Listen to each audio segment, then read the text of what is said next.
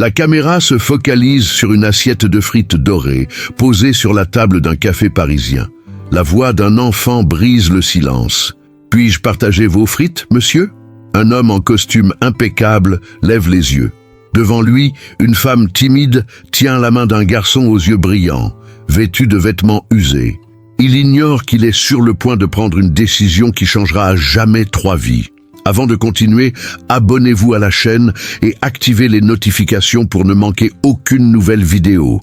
Nouvelle vidéo chaque jour. La pluie d'octobre tambourinait contre les vitres du Café Laurent en plein cœur du Marais parisien.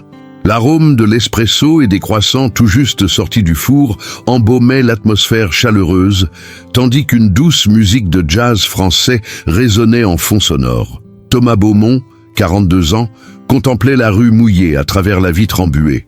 Son costume gris Armani était impeccable, sa montre Patek Philippe brillant discrètement à son poignet.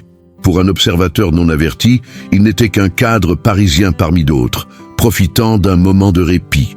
Personne n'aurait imaginé que cet homme dirigeait un empire technologique valorisé à plusieurs milliards d'euros. Il croqua distraitement dans une frite, ses pensées vagabondant vers la réunion qu'il venait de quitter. Plus de chiffres, plus de profits, plus de succès illusoires.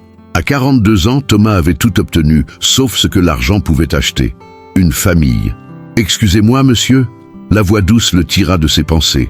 Thomas leva les yeux et aperçut une femme d'une 30aine d'années, aux cheveux bruns simplement attachés en queue de cheval, et aux yeux verts où se mêlaient timidité et détermination. Ses vêtements étaient propres, mais visiblement usés.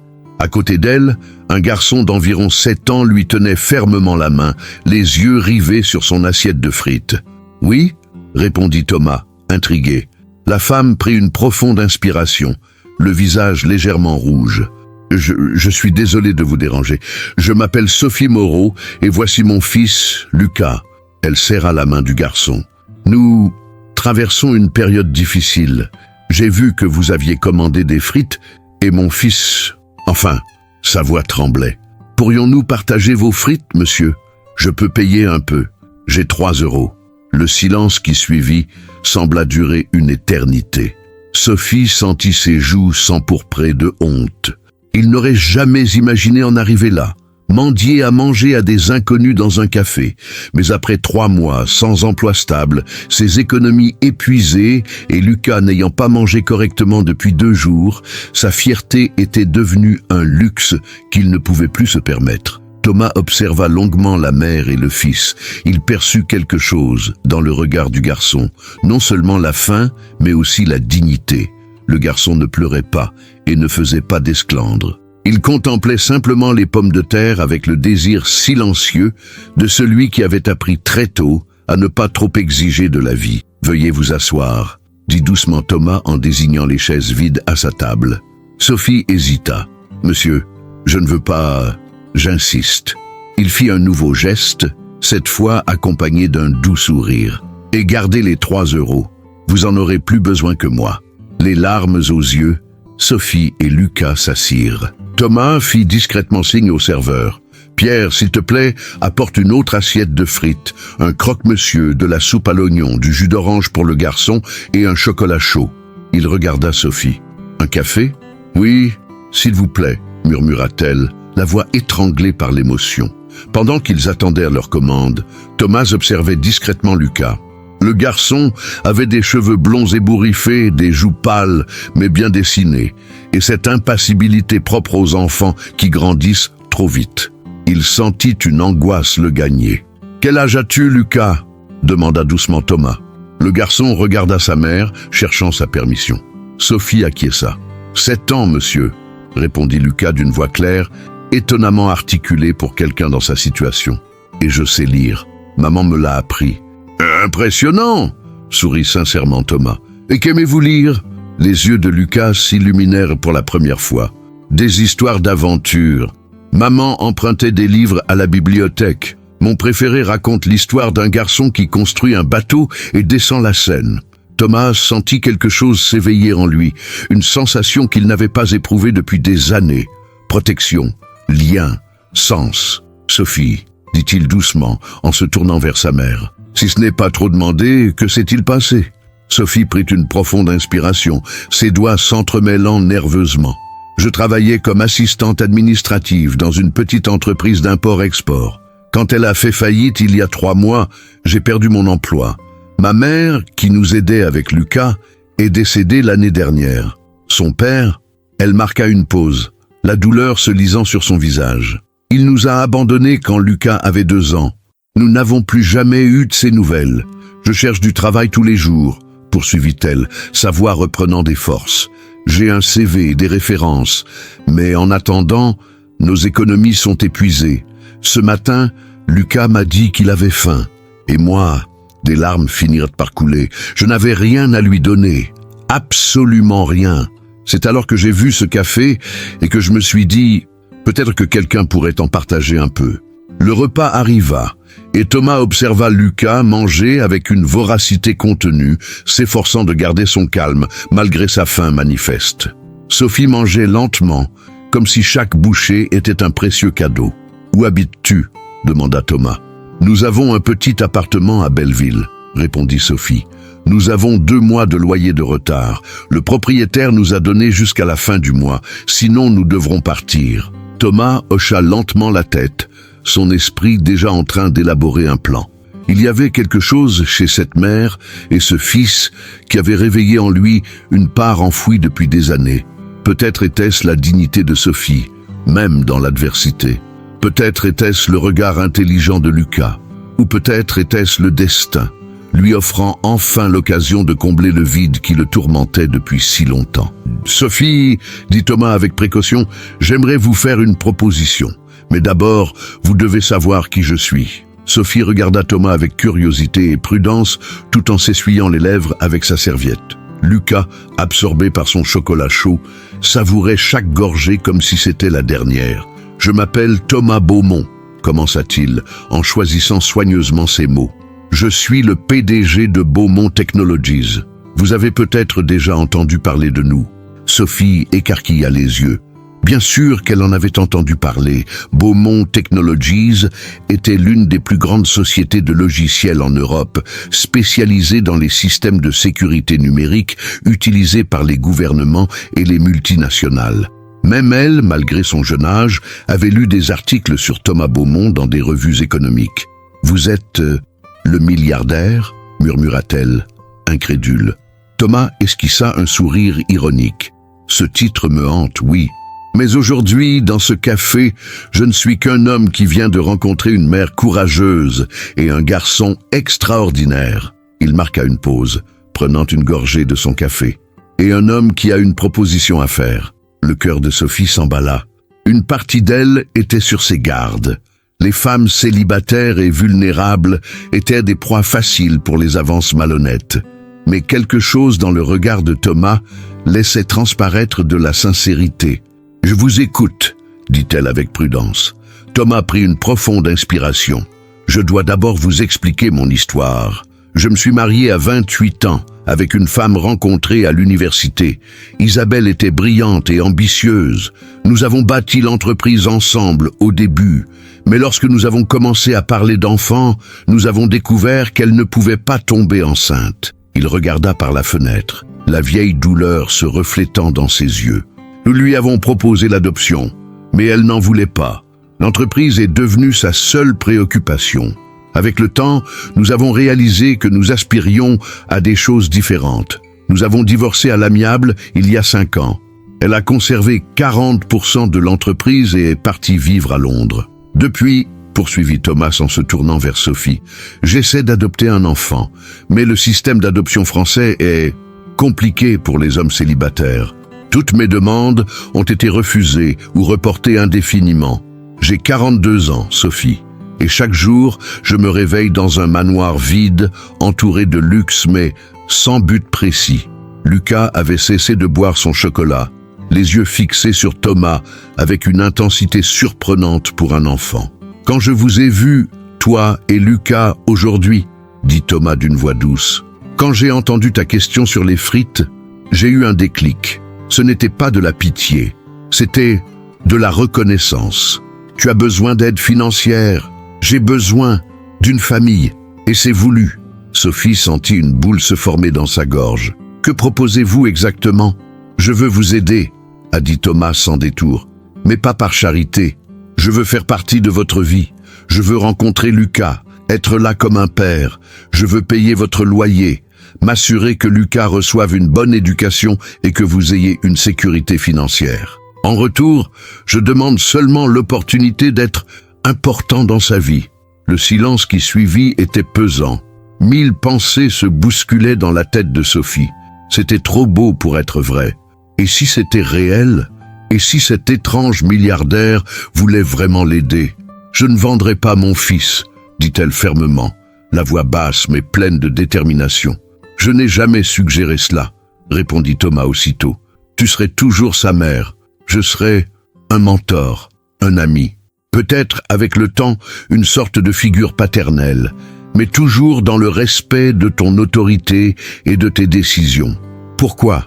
Demanda Sophie, les larmes aux yeux. Pourquoi nous as-tu fait ça? Tu ne nous connais même pas.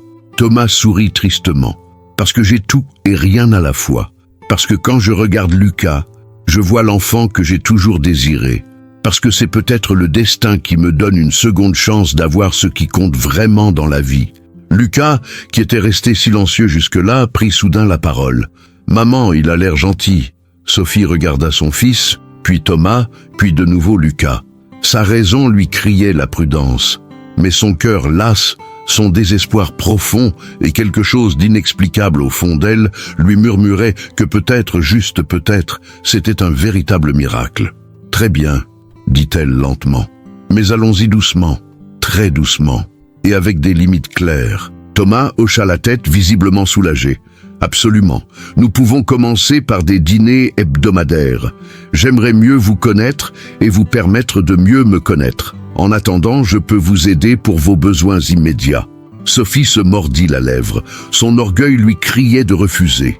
Mais en regardant Lucas, ses joues pâles et ses vêtements usés, elle comprit que son orgueil était un luxe qu'il ne pouvait plus se permettre. « Le loyer, » murmura-t-elle. « Si vous pouviez m'aider à payer le loyer de ce mois-ci, je vous promets de vous rembourser dès que j'aurai trouvé un emploi. »« C'est réglé, » dit Thomas d'une voix douce. « Et vos qualifications?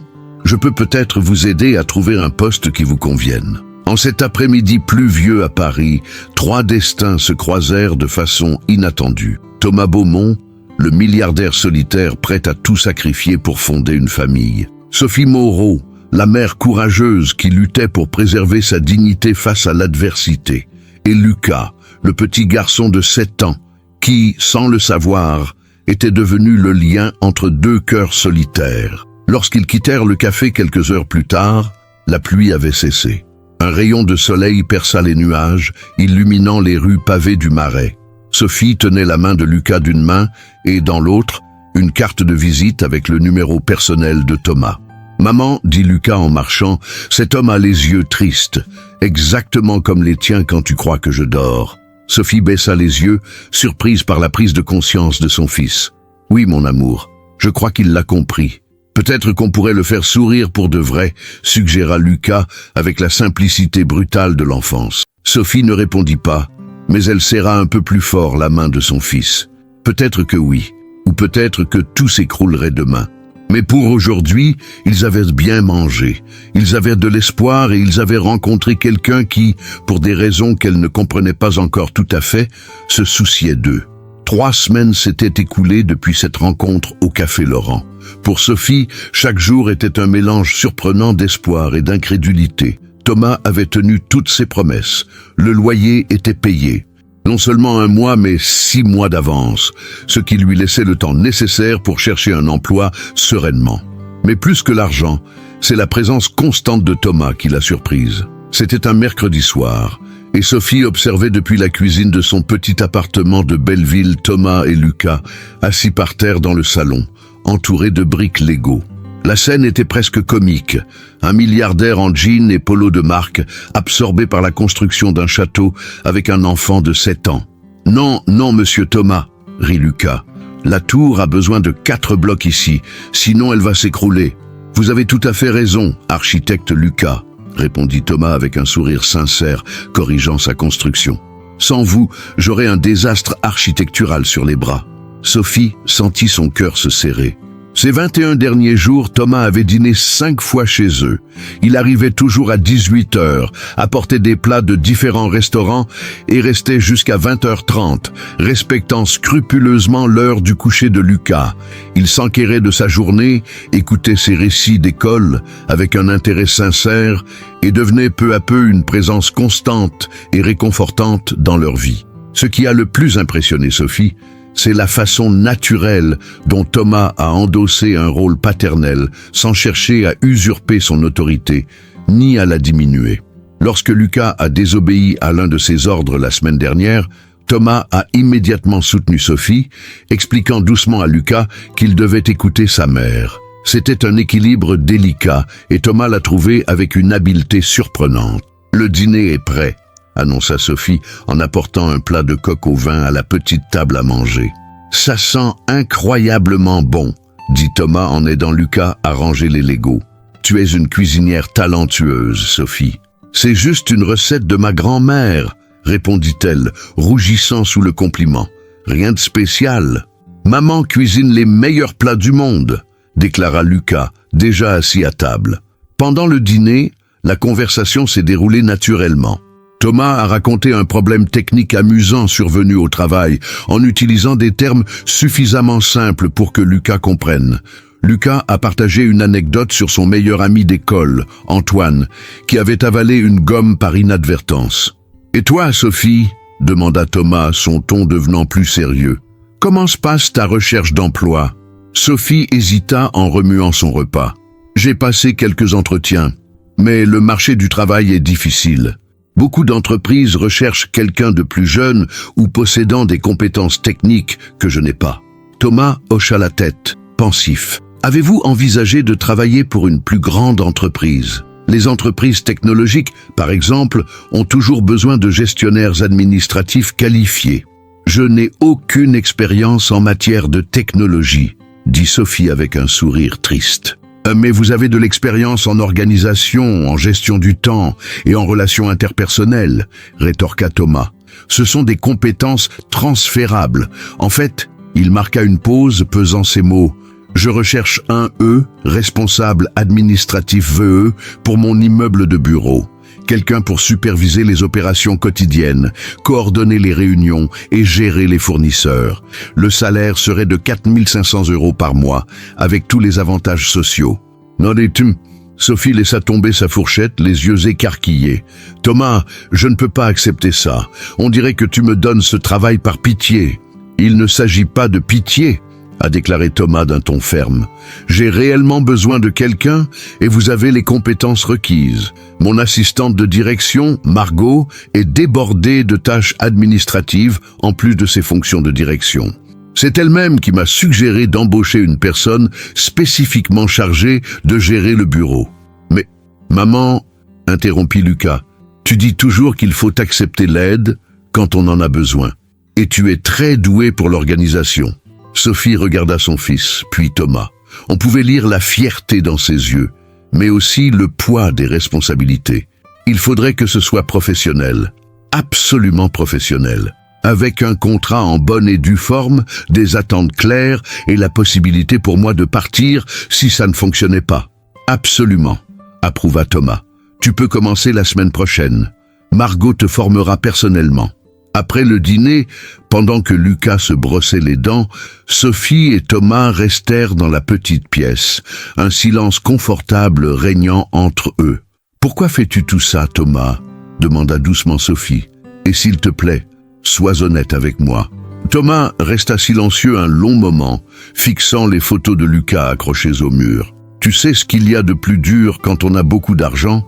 C'est de réaliser que ça n'achète pas les seules choses qui comptent vraiment. Le lien social, le sens de la vie, l'amour. » Il se tourna vers Sophie, les yeux brillants d'une émotion sincère. « Depuis mon divorce, je remplis mes journées de travail. Je me lève, je vais au bureau, je rentre dans une maison vide. Je dîne seul, je dors seul. Et ainsi de suite. J'ai voyagé à travers le monde, acheté des œuvres d'art, collectionné des grands crus, mais rien ne comble le vide. Quand je vous ai rencontrés, toi et Lucas, dans ce café, poursuivit-il, c'était comme si quelqu'un avait allumé la lumière dans une pièce sombre. Soudain, j'avais une raison de quitter le travail à l'heure. J'avais quelque chose à attendre avec impatience. Ces 3 dernières semaines, j'ai été plus heureux que je ne l'ai été ces 5 dernières années. Sophie sentit les larmes lui monter aux yeux. Tu es devenu important pour nous aussi. Lucas parle de toi tous les jours. Il n'a jamais eu de figure paternelle, Thomas. Son père nous a abandonnés et il ne l'a jamais regretté parce qu'il ne savait pas ce qu'il perdait. Mais maintenant, elle marqua une pause, essuyant une larme. Maintenant, il le sait. Et j'ai peur. Peur de quoi? Demanda Thomas doucement. Crains que ce ne soit que temporaire. Que tu te lasses de jouer à la famille et que tu passes à autre chose, que Lucas s'accroche à toi et ait le cœur brisé quand tu réaliseras que ce n'est pas ce que tu veux vraiment. Thomas prit doucement la main de Sophie. Je comprends ta peur et je ne peux pas prédire l'avenir, mais je peux te promettre ceci, je ne plaisante pas. C'est réel pour moi. Lucas est réel pour moi. Tu es réel pour moi. Et je te le prouverai chaque jour, aussi longtemps que tu me le permettras. À ce moment-là, Lucas sortit de la salle de bain en pyjama et courut dans le salon. « Monsieur Thomas, voulez-vous bien me lire une histoire aujourd'hui ?» Thomas regarda Sophie comme pour lui demander son approbation. Elle acquiesça d'un signe de tête, un léger sourire aux lèvres. « Ce serait un honneur, Lucas. » Plus tard dans la nuit, après le départ de Thomas, Sophie se tenait sur le seuil de la chambre de Lucas, observant son fils dormir. Il tenait le livre que Thomas lui avait lu, un sourire satisfait illuminant son visage malgré son sommeil. Elle savait qu'elle s'aventurait en terrain dangereux. Elle laissait Thomas entrer non seulement dans la vie de Lucas, mais aussi dans la sienne. Et une part d'elle-même, une part qu'elle s'efforçait d'ignorer, commençait à le voir non seulement comme un bienfaiteur, mais comme quelque chose de plus. Mais aujourd'hui, elle choisit de croire que les bonnes personnes existaient encore, que des miracles pouvaient se produire dans les cafés parisiens, et que peut-être, juste peut-être, 3 âmes solitaires pourraient devenir une famille improbable. 2 mois s'étaient écoulés depuis que Sophie avait commencé à travailler chez Beaumont Technologies. L'automne parisien avait laissé place au premier vent glacé de l'hiver, et les rues du Marais étaient désormais décorées de guirlandes lumineuses de Noël qui scintillaient dans les vitrines des magasins. Sophie avait fait preuve d'un talent exceptionnel en tant que gestionnaire. Margot, l'assistante de direction de Thomas, était sincèrement impressionnée par son efficacité, son souci du détail et sa capacité à résoudre les conflits entre les différents services. Ce qui avait commencé comme un service rendu s'est transformé en une embauche amplement méritée. Mais le succès professionnel s'accompagnait aussi de complications émotionnelles. Thomas dînait désormais avec Sophie et Lucas 4 fois par semaine. Il avait appris à Lucas à faire du vélo en octobre. Il les avait emmenés au Muséum d'histoire naturelle en novembre, où Lucas était resté des heures durant fasciné par les dinosaures. Le week-end dernier, ils étaient allés tous les 3 au marché de Noël de Montmartre, sirotant un chocolat chaud et riant aux éclats, tandis que Lucas essayait de faire tomber des canettes dans un jeu de fête foraine. Aux yeux du monde extérieur, ils formaient une famille. Et c'était précisément ce qui effrayait Sophie. C'était un vendredi soir, et Sophie était seule dans l'appartement.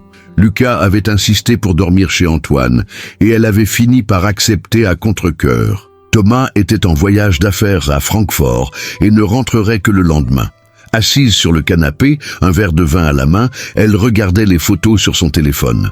Il y en avait une où l'on voyait Thomas, Lucas et elle devant la tour Eiffel, tous souriants. Une autre montrait Lucas sur les épaules de Thomas Sozo. Une autre encore où Thomas et elle riaient de quelque chose dont elle ne se souvenait même plus. Quand cela s'est-il produit? Quand Thomas a-t-il cessé d'être le milliardaire bienfaiteur pour devenir quoi? Un ami? Quelque chose de plus? Son téléphone sonna, la tirant de ses pensées. C'était Thomas. « Bonjour », répondit-elle d'une voix plus douce qu'elle ne l'aurait voulu. « Salut Sophie, excuse-moi de t'appeler si tard. Comment vas-tu ?»« Eh bien, Lucas est chez Antoine. C'est sa première soirée pyjama. Oh, il doit être aux anges. Comment gérez-vous cela ?»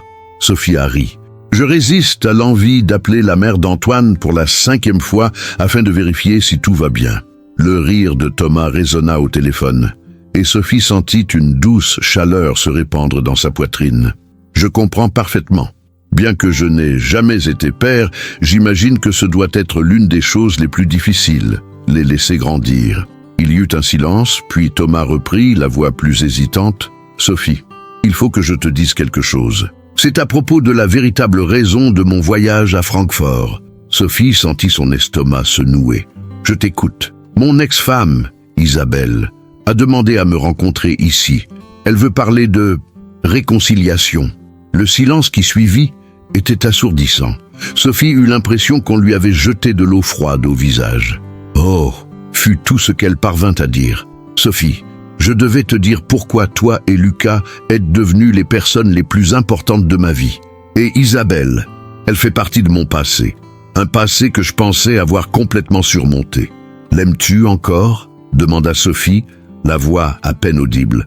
Thomas resta silencieux un long moment. « Je l'aimais profondément. Nous avons construit quelque chose d'incroyable ensemble. Mais nous avons aussi érigé des murs entre nous. Et quand elle a dit qu'elle ne voulait pas d'enfant, quand elle a choisi l'entreprise plutôt que la famille dont je rêvais, quelque chose s'est brisé en moi. Alors, pourquoi y pensez-vous ? » « Non, dit Thomas d'un ton ferme, je suis venu pour lui offrir une véritable conclusion, pour qu'elle comprenne que mon avenir n'est pas dans le passé. Il marqua une pause et Sophie l'entendit prendre une profonde inspiration. Il est avec toi, si tu le veux. Sophie sentit des larmes couler sur son visage. Thomas, c'est compliqué, je sais. Lucas s'accroche à toi, je m'accroche à toi. Mais que se passera-t-il si ça ne marche pas ?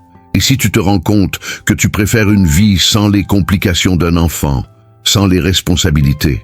Sophie, dit doucement Thomas, depuis 2 mois, je me réveille chaque jour avec enthousiasme. Non pas pour aller travailler, mais pour te voir, pour entendre Lucas me parler de son école, pour partager un repas avec toi. Tu m'as donné quelque chose que l'argent ne pourrait acheter, un but et de l'amour. L'amour ? Murmura Sophie, le cœur battant la chamade.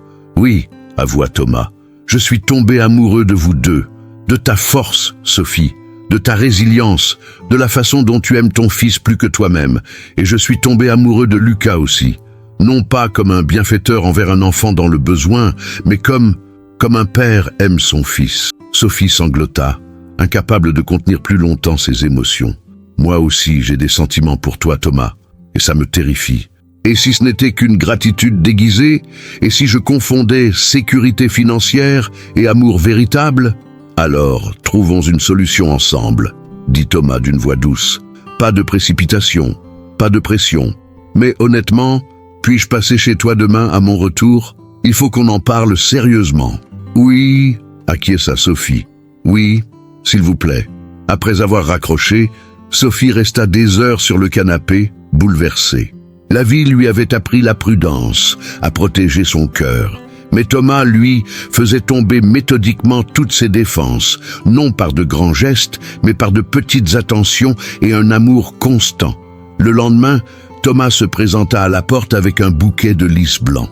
Les fleurs préférées de Sophie qu'il avait remarquées lors d'une conversation quelques semaines auparavant. « Comment ça s'est passé avec Isabelle ?» demanda Sophie, après qu'elle se soit installée pour prendre un café. « C'était nécessaire, » expliqua Thomas. « Elle est fiancée à quelqu'un à Londres, mais elle avait besoin de tourner la page. Nous avons parlé pendant des heures.